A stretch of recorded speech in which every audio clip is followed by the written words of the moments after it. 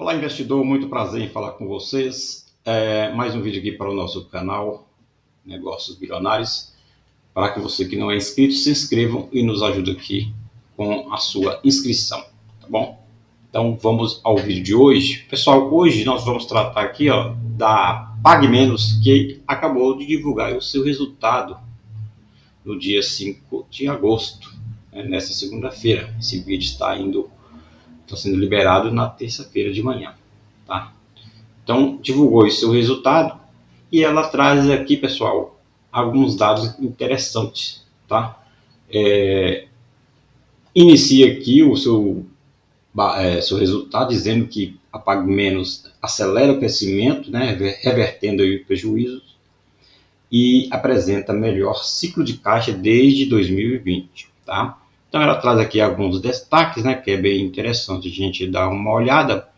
Então a receita bruta aqui, né, é uma alta aqui de 12%, né, de 13,4 bilhões, um market share, né, ou seja, o quanto ela consegue aprofundar mais aí no mercado, né, também teve um crescimento, eles não colocou aqui, mas depois a gente vai dar uma olhadinha que é um crescimento assim, quase que estável mesmo. Tá? O EBITDA ajustado dela aqui tá de 176,9 milhões, tá? Então 15,7% de alta em relação ao segundo trimestre de 2023, um lucro líquido ajustado aqui de 44,2 milhões, aí se comparado aí com o segundo trimestre de 2023, tá? Então teve aí um lucro interessante, né?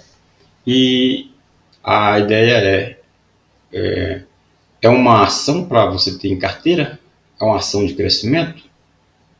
Se você tem ela aí na sua carteira, escreve no chat aí e nos diz qual o seu objetivo com a PagMenos. Tá? E aí um fluxo de caixa também de 74,1 milhões, né, com crescimento aí de 114,3 milhões versus aí o segundo trimestre de 2023. Se a gente desce aqui, pessoal, nos dados iniciais que eles colocam, né, aqui eles representam os principais indicadores que eles analisaram, tiveram bons resultados, né? Então, lojas, venda média mensal por loja, tá? Então tem vários dispositivos aqui, indicadores que eles utilizam aqui para indicando aí uma melhoria aí nos seus resultados em relação ao ano passado, tá? E você consegue ver de novo aqui, né, sua receita bruta, né? Também aqui uma ligeira alta aqui de 12,2% em relação ao segundo trimestre de 2023, o lucro bruto também um aumento aqui de 9,9%, tá? O EBITDA ajustado, aqui também está com uma alta de 15,7%, tá? Então comparando aqui ano a ano. O lucro líquido, como já falado aí também, eles apresentam aqui ou seja, eles saíram aqui de um prejuízo, né, de 2,9 milhões e passou para um lucro, claro, esse prejuízo aqui, pessoal, no segundo trimestre de 2023, e passou aí para um lucro de 44,2 milhões, tá? Então, se a gente parar para analisar, bem significativo aí esses dados, tá? Então, tem vários indicadores que eles trazem aí, informações no seu resultado. Depois uma outra coisa que a gente bom também dar uma olhada aqui está o endividamento dela, tá? Então eles colocam aqui que o índice de dívida líquida EBITDA atingiu 2,5 vezes no segundo trimestre de 2024, acumulando aí uma redução de 0,6 vezes nos últimos 12 meses. Tá? Então a dívida líquida totalizou aí 1,3 bilhão de reais, está mantendo-se relativamente estável em relação ao primeiro trimestre de 2024, ou seja, aqui. Então, eles praticamente não teve aí uma variação muito grande em relação à sua dívida. O que estava lá no primeiro trimestre permaneceu aqui no segundo trimestre também, tá? Então, aqui eles colocam aqui os valores, né, trimestre a trimestre, né? Então, a partir de 2023, e se a gente olhar aqui, o segundo trimestre de 2024 tem aí uma certa queda, né, em relação aqui ao segundo trimestre de 2023, tá? E aí eles trazem aqui mais dados, né, que depois, para quem tem a carteira, tem ela na carteira aí, vão dar uma olhada aí, tá? O que a gente pode analisar, pessoal, por exemplo, seus dados, como a gente pode verificar aqui no Status Invest, os seus indicadores, né? Aqui ainda analisando sobre a ótica lá do primeiro trimestre de 2024, tá? Então, aqui não tem atualização do resultado divulgado no dia 5, tá? Então, se o PVP aqui está com um desconto aqui interessante, né? PVP de 0,58, significa que tem um desconto aí de 42%, né? Ou seja, uma coisa que vale 100, você está comprando aí por R$58. O PL dela não é tão interessante assim, né? Porque preço-lucro, né, de 15,16, parâmetro que é abaixo de 15 que o mercado utiliza, então está um pouquinho acima, tá? E uma coisa interessante, pessoal, é a margem líquida dela, que é, na verdade, não tão interessante, que é de muito baixa, né, 0,85%. Uma empresa não consegue sobreviver com a margem líquida muito baixa, assim. Então tem que, se você olhar a margem bruta dela, né, de 31,65, a margem líquida aqui está muito ruim, tá? Um AIB também extremamente baixo, de 3,8%. Então, são indicadores que ela precisa aqui melhorar aí no decorrer do ano, tá? Então, fica de olho aí. A gente consegue ver aqui também que é uma empresa que tem um patrimônio de 2,6 bilhões, tá? Uma disponibilidade de 108 milhões de reais, com a dívida bruta aí, como vimos lá, né, que ainda está defasado, né, de 1,4 bilhão de reais, tá? Quando subtrai aqui a disponibilidade, você tem aqui a dívida líquida que ainda continua alta de 1,3. Isso olhando aqui os dados utilizados aqui pelo Status Invest, que com certeza não tem aqui os valores desse segundo trimestre, tá bom? Então, são informações, né, que a pessoa precisa ter aí para acompanhar, né, as cotações, né, ver o movimento da ação no decorrer dos dias, tá? Uma coisa interessante aqui é esse dividend yield aqui, de acordo com o Status Invest, de 11,33, tá?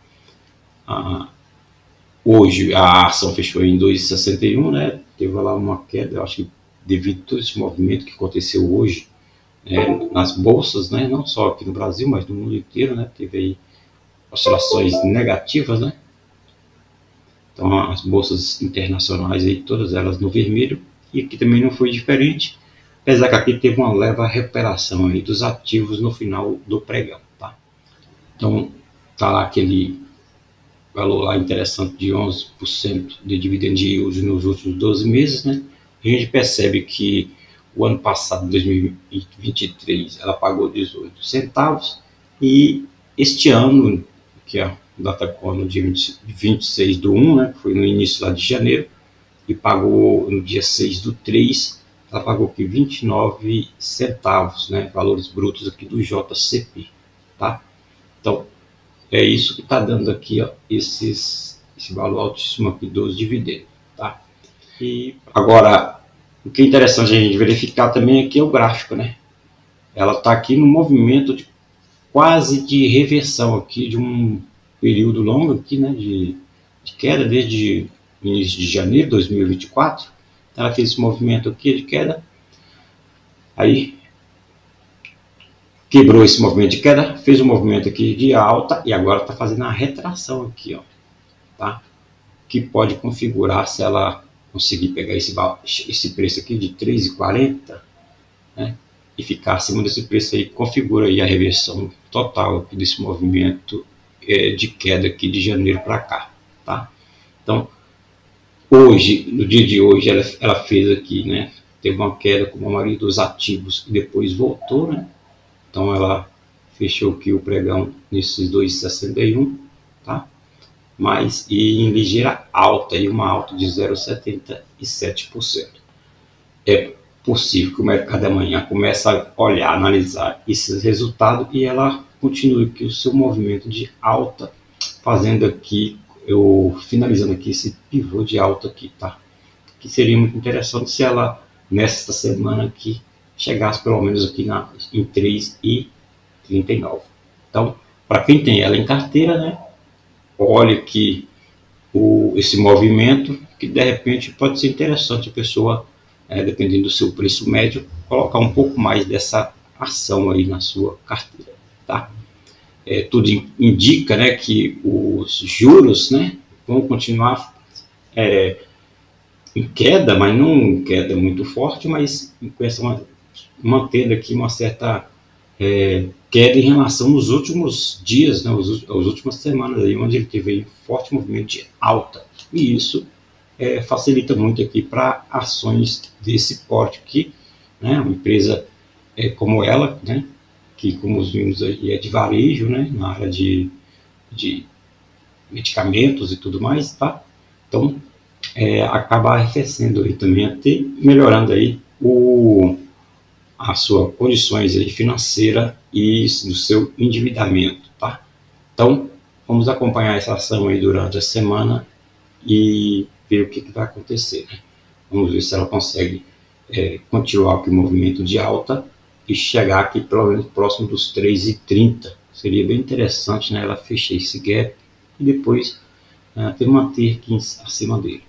O movimento que parece bem interessante, né? Queda, aí deu uma boa subida aqui, um movimento bom aqui de alta, faz uma retração segura aqui, né? Então depois de todo esse movimento aí nas bolsas internacionais e aqui também no Brasil, ela continuou aqui, né?